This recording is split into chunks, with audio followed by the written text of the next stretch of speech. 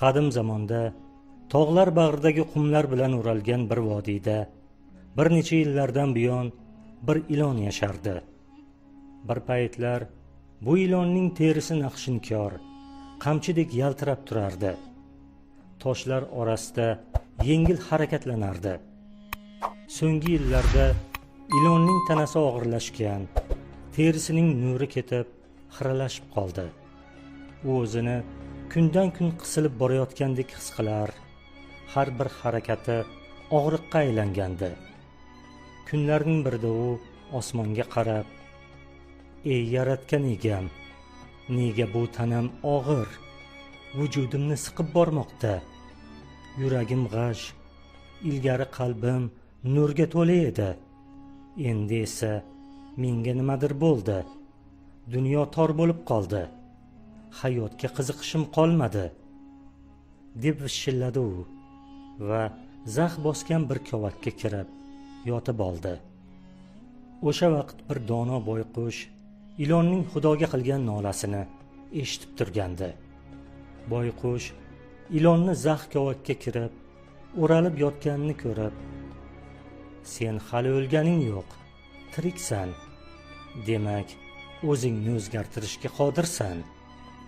Sen eski teringga, eski hayotingga bog'lanib qolgansan. Yangi kuch faqat eskini tashlaganga beriladi. Zax joyda o'ralib yotaversang, hech narsani o'zgartirib bo'lmaydi. Agar sen haqiqiy hayotni xohlasang, eski teringni tashla. Shunda g'am anduhdan qutulasan. Faqat yangi hayot boshlash uchun og'riqli yo'lni bosib o'tishing kerak bo'ladi."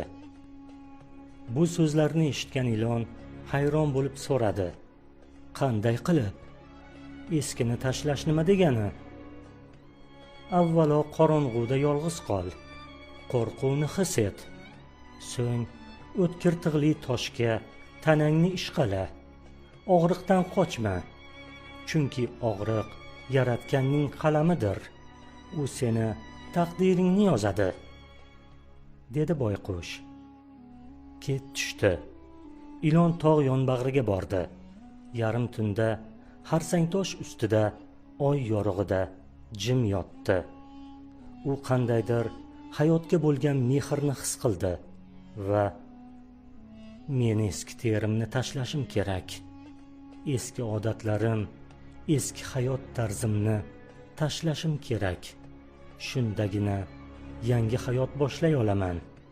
Har qancha og'riqli bo'lmasin, chidashim kerak", o'yladi ilon. Ilon shunday deb tanasini toshga ishqalay boshladi. Terisi shilinib tanasidan ajray boshladi. Kuchli og'riqni his qildi. Har bir parcha terisi bilan go'yoki o'tmishini tashlardi. "Bu g'urur ket, bu qo'rquv chiq, bu g'azab yo'qol. Barcha eski bog'liqlikdan xalosman", deb vishillardi ilon. Ilon har bir tushgan eski terisi bilan birga o'tmishini ham tashlayotgandek his qildi. Ilonning eski terisi sirg'alib yechilganida tog' ustida yengil shamol ko'tarildi. Go'yo tabiat uni qutlardi. Ilon terisini tashlab bo'lgach, suv izladi. Toshli so'qmoqlardan sudralib borib suv topdi. Shildirab oqayotgan irmoqqa boshini botirdi. Tong otgach, suvda o'z aksini ko'rdi. Uning terisi yangilangan, yengil, tez harakat qilardi. Ilon shukronalik bilan osmonga qarab, "Yangilanish og'riq bilan kelar ekan, lekin shundan keyin hayot qayta go'zal bo'larkan. Kim og'riqdan qochsa, u o'sishdan mahrum bo'ladi." Ilon shunday deb tog'u toshlar orasida o'qdek sudralib ketdi. Buni ko'rgan, tuni bilan uxlamagan boyqush og'ir xo'rsinib, "Har bir insonning ichida eski terisi bor. Uni tashlamasa, og'riqni yengmasa, yangi hayotga kira olmaydi", dedi-da dam olish uchun ini tomon uchib ketdi. Rivoyat yoqqan bo'lsa like bosib, izohga Allohga shukr deb yozib qo'ying. Obuna bo'lishni unutmang.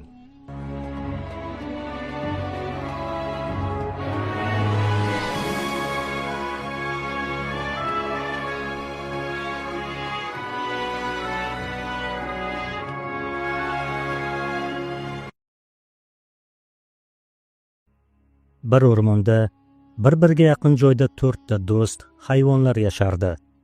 Ular har kuni bir joyda to'planib, suhbatlashar va bir-birining holidan xabar olishardi. Ularning doimiy uchrashuv joyi bor edi. Qarg'a, kalamush va toshbaqa hamisha birga bo'lardilar. Ohu esa tez yugurgani uchun ulardan biroz uzoqroqda, o'rmon ichkarisida yurardi. Bir kuni kechasi ular odatdagidek yig'ilishganida Ohu ko'rinmadi. Qarg'a darhol: "Bizni do'stimiz Ohu kechikib qoldi. Unga biron korxol bo'lgan bo'lsa kerak. Ehtimol ovchilar to'riga tushgandir", dedi xavotir bilan. Shunda qarg'a osmonga ko'tarilib, atrofni kuzatdi va tezda Ohuni ovchining to'riga tushib qolganini ko'rdi. U shoshilib pastga tushdi va do'stlarga vaziyatni tushuntirdi. 4 do'st darhol Ohuni qutqarish uchun reja tuzdilar. Kalamush eng muhim vazifani oldi. U o'tkir tishlari bilan Ohu tutilgan arqonni kesib tashlash kerak edi. Qarg'a esa osmondan kuzatuvchilik qilishi, agar ovchi qaytib kelsa xabar berish kerak edi. Toshbaqa sekinligi tufayli u bir chetda turib, boshqalarga ruhan dalda berish kerak edi. Ular tezda Ohu turgan joyga borishdi. Kalamush darhol arqonlarni kesishni boshladi. Qarg'a esa baland daraxt shoxida o'tirib, atrofni kuzata boshladi. Oxir-oqibat Kalamush to'rni kesib, Ohuni ozod qildi. Hayvonlar juda xursand bo'ldilar. Ular endigina nafasini rostlab, o'rmonga qaytayotganlarida qarg'a baland ovozda: "Ovchi kelyapti, qochinglar!" deya qichqirdi. Ohu tez yugurib yashirindi. Kalamush tezda yer ostiga kirib ketdi. Qarg'a baland daraxt shoxiga qo'nib yashirindi. Faqat toshbaqa tez harakatlana olmasdi. Ovchi yetib kelib, bo'shab qolgan to'r va uning yonida juda sekin o'rmalayotgan toshbaqani ko'rdi va uyga quruq qo'l bilan qaytgandan ko'ra toshbaqa ham bo'laveradi. Bugungi ovim shu ekan, dedi-da toshbaqani tutdi va uni qopga solib qo'ydi. Qolgan do'stlar chakalakzorda to'planishdi. Lekin toshbaqaning yo'qligi ularni g'amga botirdi. Ular darhol toshbaqani qutqarishning yangi rejasini tuzishdi. Bu safar ular yanada jiddiy va xavfli rejaga qo'l urdilar. Shunday qilib Ohu ovchining yo'liga chiqib, o'zini yaralangandek, xuddi o'likdek ko'rsatdi. Ovchi uni ko'rib, "O'ljam yana bittaga ko'paydi", deb o'ylab, toshbaqa solingan qopni yerga qo'yib, Ohu tomon yugurdi. Ohu o'rnidan sapchib turdi-da, o'rmon ichkarisiga qochdi. Ovchi uning ortidan quvladi.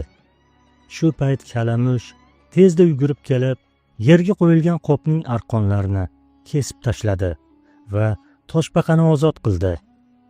Quvishdan qaytib kelgan ovchi Ohu ham, toshbaqa ham yo'qolganini ko'rib, juda afsuslandi. Shundan so'ng 4 do'st yana bir joyga to'plandilar. Endi ularning do'stligi yanada mustahkamlangandi. Chunki ular har qanday xavf-xatarda ham bir-birini tark etmasligini isbotladilar. Har bir do'stning o'ziga xos zaif va kuchli tomonlari bor edi. Ular kuchli tomonlarni birlashtirib, zaif tomonlarni himoya qilishdi. Do'st bu seni kuchli tomonlaringni biladigan, lekin zaif tomonlaringga ko'z yumadigan inson emas.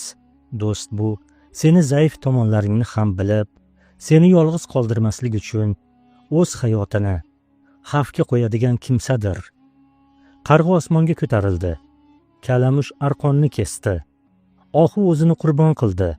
Toshbaqa esa sabr qildi. Do'stlikning siri bir-birining qobiliyatlarini tan olish va bir-birining ozodligi uchun kurashishdadir.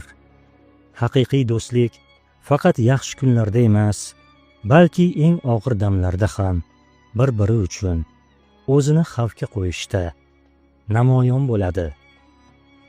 Rivoyat yoqqan bo'lsa like bosib, izohga Allohga shukr deb yozib qo'ying. Bizni yo'qotib qo'ymaslik uchun obuna bo'lishni unutmang.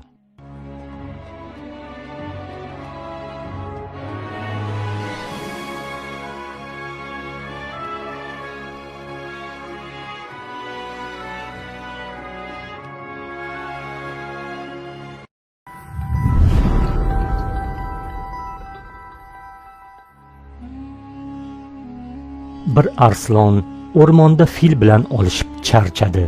So'ng tulkini yoniga chaqirib, "Holdan toydim. Ovga yaramayman. Bor menga bir eshak ovlab keltir. Birgalikda yeymiz", dedi tulkiga. "Amringiz bosh ustiga sultonim. Turli hiylalar bilan sizga hatto tiriklayin keltiraman", deya bir qoya tomon yugurib ketdi. Qarasaki, o'tloqda egasiz ozg'in bir eshak yuribdi. Yoniga yaqinlashib quyuq salom berdi va uni avray boshladi.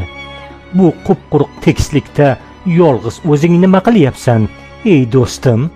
Shu holimga shukr qilaman. Rizqni Alloh beradi. Shikoyatim yo'q. Kunim o'tib turibdi. Jon bergan Alloh ozuqa ham beryapti", deb javob berdi eshak. "Hoy eshak, seni bu tavakkaling juda kam hayvonda topiladi.